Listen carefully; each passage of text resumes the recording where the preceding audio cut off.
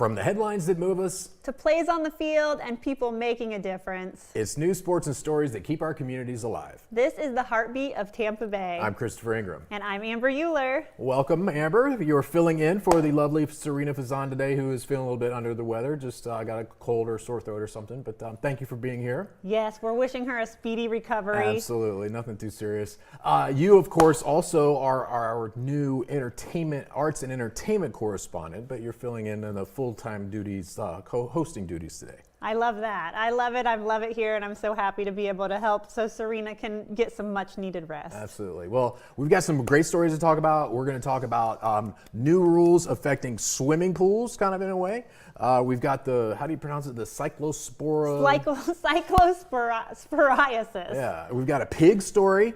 The Blue Angels, Miss America, which is something that's dear to your heart that we're going to talk about. I wonder who came up with that one. Yeah, right? and we've got a couple of new little fun kind of like games that we started playing last week. So you and I are going to do one that's different than last week. But we're going to have a good show here today. I'm excited. All right. So let's start off with swimming pools, right? The state of Florida recently passed legislation, which was signed by the governor, and it has gone into effect, that prohibits people who are convicted sex offenders, specifically for a sexual offense against children, minors, from living by or being anywhere near a swimming pool, a public swimming pool within 1,000 feet. Right. And this was done because there was a case in Florida whereby there was a sex offender who was near a swimming pool, but the sheriff couldn't do anything about it because the law wasn't clear enough. So a legislature from here in Pinellas County, they sponsored a bill which is passed and the governor signed, and now sex offenders who have committed an offense against a minor cannot be anywhere near a public swimming pool within 1,000 feet. What are your thoughts on that? Well, I think you and I both know in Florida that's going to be a difficult ask. A lot of pools. There's a lot of pools, a lot of public pools, and then that also goes into not being able to be around schools, to be around daycares. There's some other things. A lot of limitations, yeah. There's a lot of limitations, and I think that if you're not allowed to live within a school, 1,000 feet of a school or 1,000 feet of a park, then a swimming pool does make good common sense. Yeah. Children in bathing suits. It's not a good scene for not a good recipe. Sex offender. No, not at all. My girls used to swim and also play volleyball, and it got so bad with just like perverts being at the swim meets and at the volleyball meets, because like these girls, the volleyball outfits that the girls wear are pretty like revealing, if you will. And it got to the point where the volleyball tournaments, you had to have a ticket. You had to be on the list of people that got the tickets to help cut down on just perverts showing up and taking pictures. And at the swim meets, they had to ban taking pictures when the kids were like on the diving platform, because these perverts would show up and take pictures of them in their bathing suits and stuff. It's sick. Like, people are sick in the head. Wow. I didn't know that was... Yeah, it's a thing, unfortunately. Yeah, you should definitely have to like have a child participating and have a ticket and be like on an approved list if that type of thing is going on. I think that this is good common sense, and I know you've said that you love living in Florida because we make good common sense laws. You loved that we are bringing back cursive. Yeah. But I think what's going to happen is this is going to make sex offenders harder to track, because I think they'll be untruthful. I think they won't be able to find housing, and I think that they'll probably just end up lying about it because they can't get away from it, that kind of thing. Right. Yeah. And it's important, as we've already said, though, it only applies to those who are convicted of a sex offense against a child, and it's 1,000 feet. And I just kind of wonder, though, too, I think it's better to have this law than to not have it. Right. But at the same time, okay, they can't actually be at the pool. That's good. But 1,000 feet isn't really that far. I was going to say, that's like, I have a like block no and a half, two blocks at the I have most. no concept of how far that is. So is that it's about that like much. A block or two? It's like three football fields. Oh. It's not. Yeah, it's not really that far. That's not really that much. No, but at least it'll prevent them from being right there at the pool, which prior to this they were allowed to be, because the law was not clear enough in defining that a swimming pool the judge said is not defined as a recreational area. The law previously said they can't be in recreational areas. It absolutely is a recreational right? Like, who area. Is this judge, right? And it's That's kids in their sense, swimsuits. I so think they fixed it. I'm going to give this a common sense. Thumbs up. Thumbs up, common sense law for Florida. All right, let's go Florida. I don't think people are that concerned with the comfort of child sex No, offenders. they're not. They're not. And now there are those groups that like are advocates for these people. The rehabilitation groups, yeah. And you know, they're saying that, as you alluded to, it's going to make it harder Undue for them, hardship. and it's going to cause them to not be honest about where they're living because they don't want to have to move. That's my biggest question. They don't want to move. They'll be dishonest. They'll give a fake address. And then we lose track of where they really are, which is something that we do really need.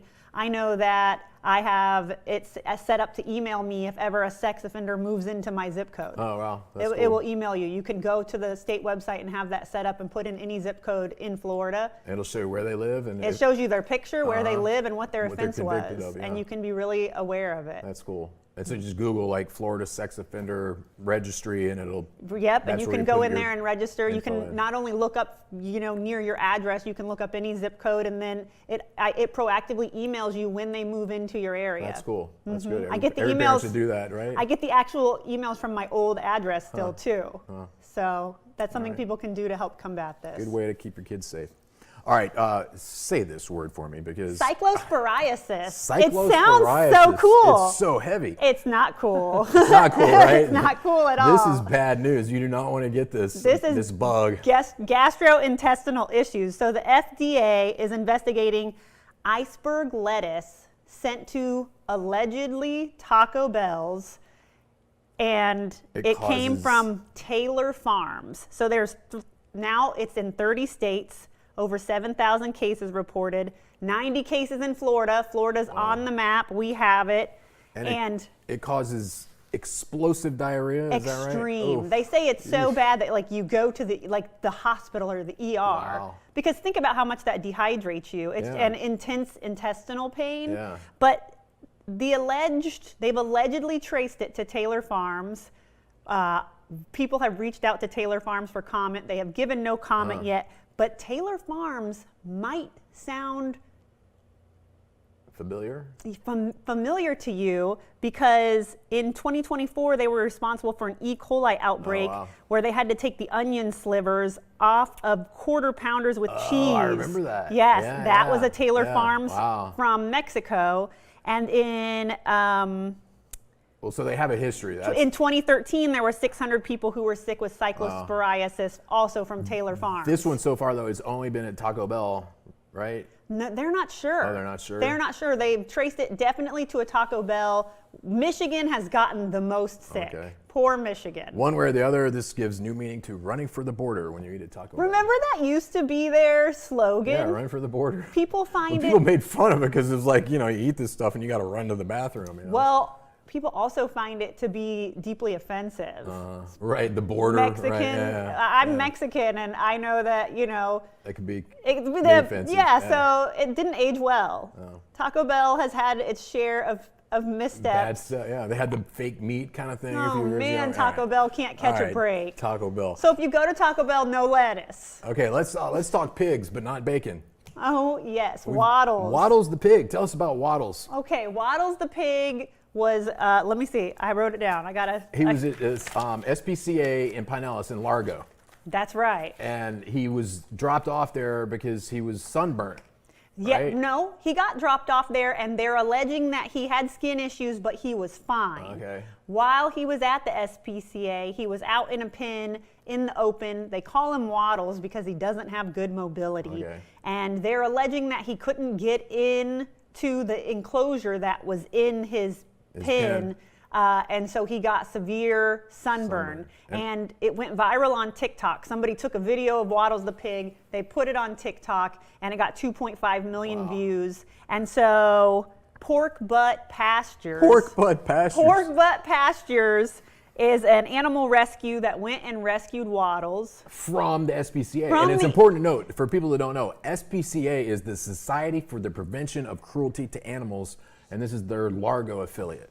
Yes, that's exactly right. And so good news, Waddles has been at pork butt pastures for over a week. He has an enclosure now that has shade, and he's getting better. So another a pig rescue center saved the pig from the SPCA Largo. Yes, which and is crazy because they're supposed to be the ones that care the most, right? I mean, that's how they build themselves. Is like the SPCA got the Pinellas County Animal Services gave them an animal cruelty citation. Wow. And the SPCA is actually in court today fighting those allegations. Right. Well, stay tuned. We'll have to keep an eye on this. I know, but good. No matter what, Waddles is better. He's improving. Does he have a stay of execution from ending up at the slaughterhouse? I think at pork butt pastures they get to live out the remainder of their lives. His pigly life. Yes, we're so happy. I'm super happy. I think we had a little Waddles. video of that. We're showing a little video of it. Yes, definitely. At least I hate like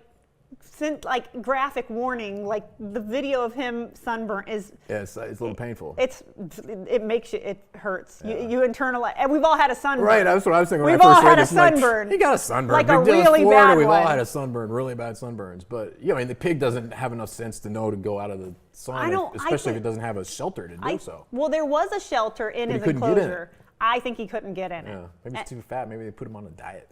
Oh, Waddles is kind of fat. Waddles needs to go on a diet. Pig on a diet. Blue Angels. The Blue Angels is crazy. So I'm really afraid. I have this huge fear of going to air shows because I feel like something always happens at the air show. It happens. Like the plane crashes, they have to eject, they hit each other, and it's always in Florida. We always hear about it. And so what happened up in, I believe, Pensacola. Mm-hmm. The Blue Angels were doing a flyover, and we have video we're going to show. The flyover. Let's take a look at it. Yes.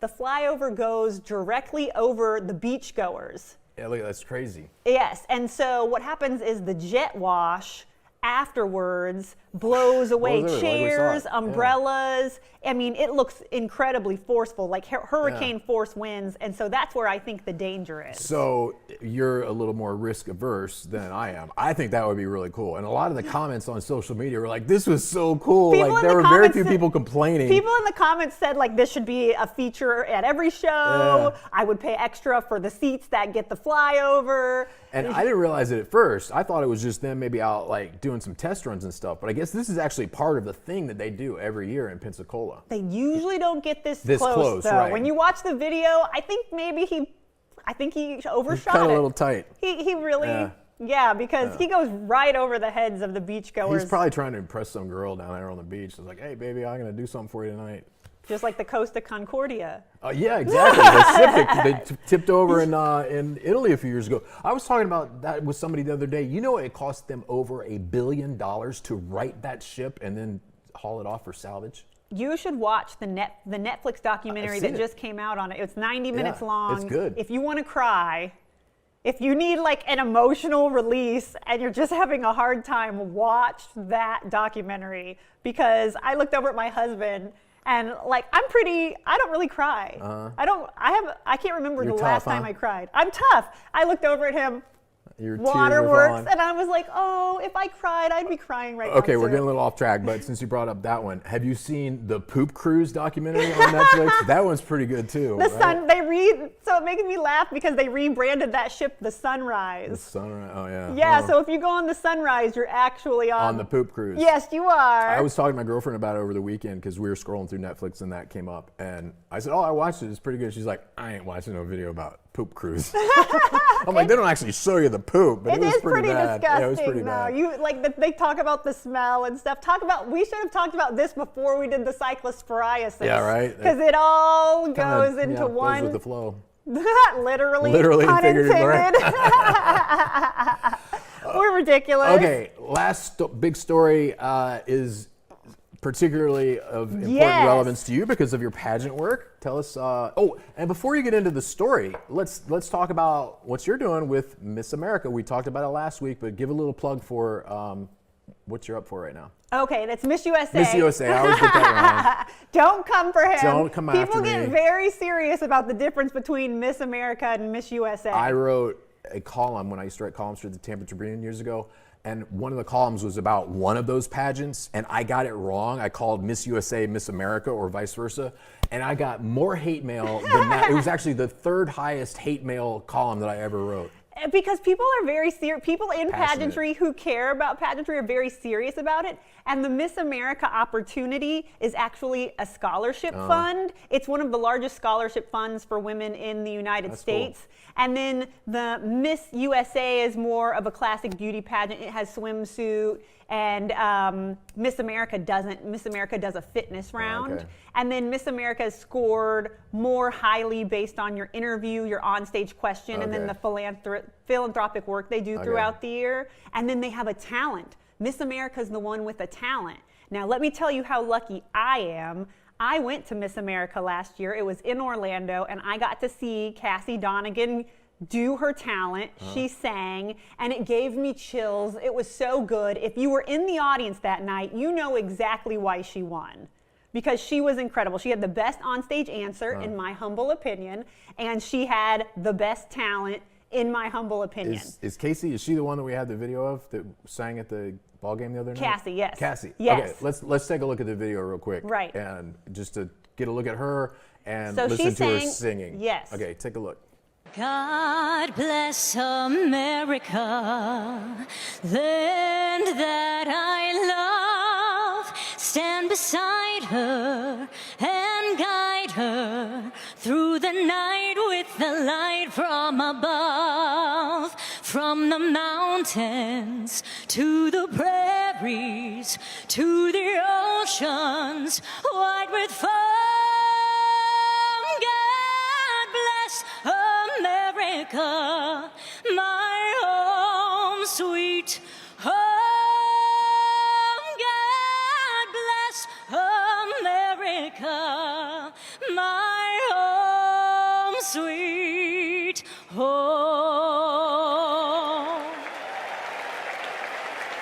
All right, so as you can see, she was singing at the 2026 Major League Baseball All-Star Game in Philadelphia. She sang God Bless America. And what really startled people was the hate, the hostility, and the cruelty in the comments section. If you go to the comment section and scroll through, you wouldn't dare say any of these things to someone in real life. But as someone in pageantry, there's something about pageantry where like you're putting yourself out there to be judged, and it makes people feel like they have license to criticize you. Yes, somebody just told me yesterday that I should give up on pageantry because it's not going well for me. Oh my gosh. I know. Screw them. You're Mrs. Universe. What do they know? Okay, but some of the comments about her, Cassie? Cassie. About Cassie were that she looks like a man, she's not pretty, and she didn't sing very well. Now, I watched the video. I thought she was very attractive. And she was, I can tell you she was beautiful on that stage. I was not crazy about her rendition of the national anthem because I thought it was a little bit fast, and I like to hear the national anthem as it was meant to be sung, not people putting their own little spin on it. But it wasn't terrible. I mean, I've definitely heard worse. But it's really just crazy. It boggles my mind. It's like you said, people will say stuff online that they would never come up to her and say, you look like a man, or, you know, you're ugly. People, I'm sure if they saw her in real life, they'd ask for a picture. Yeah, right. But people can only tear you down if they're beneath you. And what I hate about this and about social media is that she put herself out there. She kind of knows what she signed up for. I'm sure at this point she's got a thick skin like most people in pageantry. But what happens is other young girls see that and they see, oh, if I try, if I go for something, if I put myself out there to do a pageant or to join a swim club or to do a race, then people are going to pick me apart and they're going to tear me down. And so it makes people not want to go for their dreams and goals because they're scared of what the comment section is going to say. Okay, back to you. So you're in this competition online.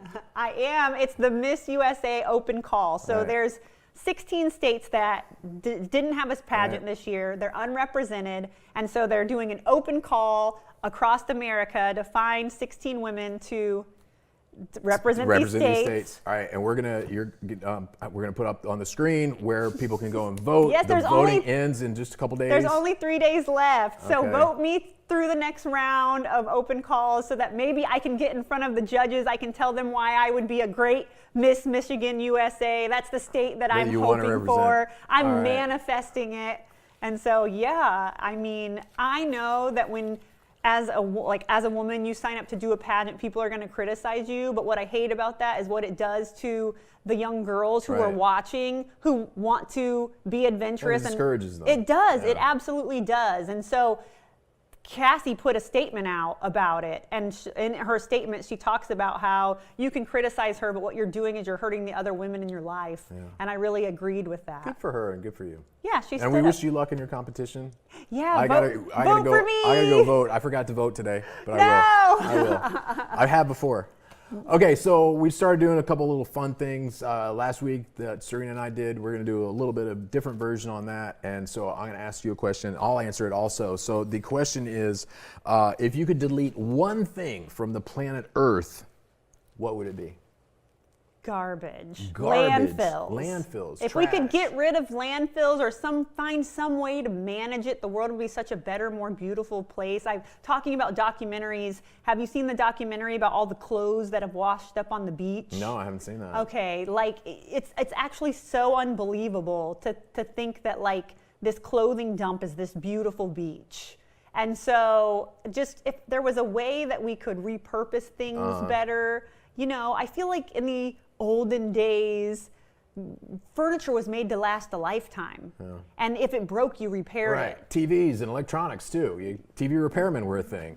A big thing. They aren't anymore. You break a TV now, you throw it away. And you get a new one. Yeah, just get a new one. So I guess if there was some way that we could reduce waste and get rid of landfills and garbage, and you know, they for some reason put them where it seems to hurt the environment the most. Well, you know, also it's just about human nature, because there are a lot of people out there that just don't give a crap about anything but themselves.